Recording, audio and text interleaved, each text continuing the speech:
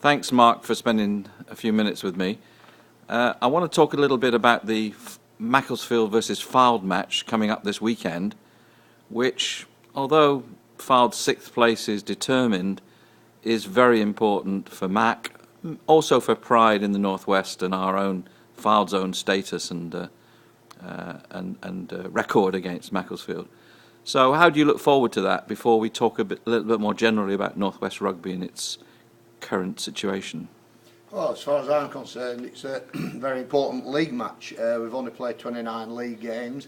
We've to finish the league calendar, and Macclesfield is going to be a very tough game, but we'll be going all out to get another win under our belts to finish the season off in style. We didn't quite pull it off down at Esher, but certainly we won't have the travel problems that we had going to Macclesfield, and you know, hopefully the game might be played this time. The pitch may well be fit. If we look at the Northwest rugby scene more generally, obviously Sedgley Park will be relegated from this division, and they dropped down a league to level 4, National 2 North, and they will join Hoppers, Stockport, who've just been relegated from that division. The whole sort of situation for Northwest Rugby isn't incredibly successful at the minute in league terms, is it? No, it's appalling. I thought this about 7 or 8 years ago. Those of you who are literary minded could do well to read The Christmas Carol, Charles Dickens, in which Ebenezer Scrooge is visited by the ghost of Christmases to come, and he leads him down a very sorry and sad future. Now, if the game in the Northwest doesn't invest in itself, and we have to have big support from our Premiership club, who thankfully survived getting relegated themselves this season, we now have a Premiership club, we have no Championship club, and depending on what happens at the weekend and the weekend afterwards, we either have 1 or 2 National League 1 clubs, and so it filters down. I've always said that Lancashire, if you include Manchester and Liverpool, which I do, into Lancashire, is probably the hottest area of sporting talent in the country, including London.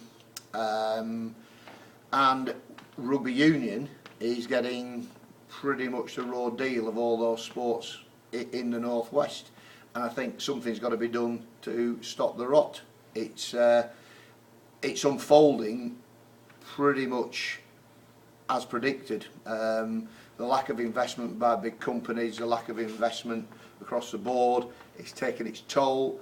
We were competing against an Esher side who were heavily professional, Ealing are heavily professional, Coventry are heavily professional, the list goes on, and we are punching massively above our weight financially. If Macclesfield are unlucky enough, or whatever way you want to look at it, deservedly, whichever way, get relegated and Wharfdale survive, then we will stand alone as the only National League club with Sale Sharks in the Northwest. That gives us a massive responsibility to deliver quality rugby and provide an opportunity for players to play at the highest legal level possible outside the Premiership, and we as a club will embrace that responsibility should it come our way. Despite the lack of success, if you like, at the club level across the Northwest, schools and clubs nevertheless are still producing good young players, and those young players, as they always have done, go on either through rugby league or through union, to some of them to very successful professional careers. That pipeline is still intact, is it?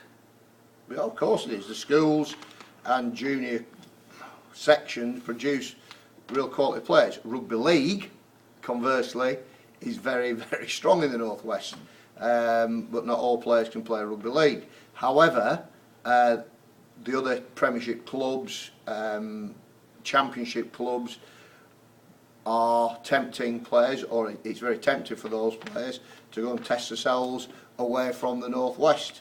And I know for a fact that there's a lot of scouting goes on from the heavy duty southern clubs, the Midlands clubs, looking at the riches that are in the northwest, with only Sale, you know, and obviously Newcastle now probably up in the northeast, but only Sale offering any kind of opportunity at professional level. We hope at Fylde that we can produce players that come through, but we're a conduit for the likes of Kieran Brooks, Josh Beaumont, and now probably Harrison Collins to move through into the fully professional ranks. And if we can get players coming through here, hoppers as well with Nathan Fowles, who started our life in Rochdale, went through hoppers and goes to Sale, then so be it. But we need something in between Sale and National 1.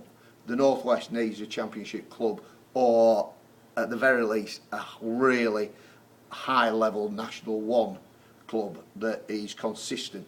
Because if you look at it next year, we've got Doncaster fully professional. I was talking to Ollie Smith and John Inverdale after the game. Esher are really ploughing financing, and all power to them. But we in the North West, if we're going to be competitive, let alone challenging, we have got to look at ourselves, and we've got to really make an effort to be up there with these boys. And we need the support of local, well, no, big businesses to help us and to achieve those aims. So I think over the summer I'll be looking to put together as best a squad I can under the restrictions that we've got, but also I'll hopefully, you know, be working with the club to try and encourage us to look at gaining bigger sponsorship, bigger financial input, so that we can be competitive at least with these the sort of London giants. There can be no complacency. I noticed looking back that Macclesfield finished 4th 2 seasons ago, 6th last season, and now struggling. Fylde finished 4th last season, 6th this season, and who knows what next season. So that pressure, that competitive pressure in this division is acute, and you've said really that that will continue in your view and perhaps intensify. Like I said, read A Christmas Carol. Thank you very much indeed.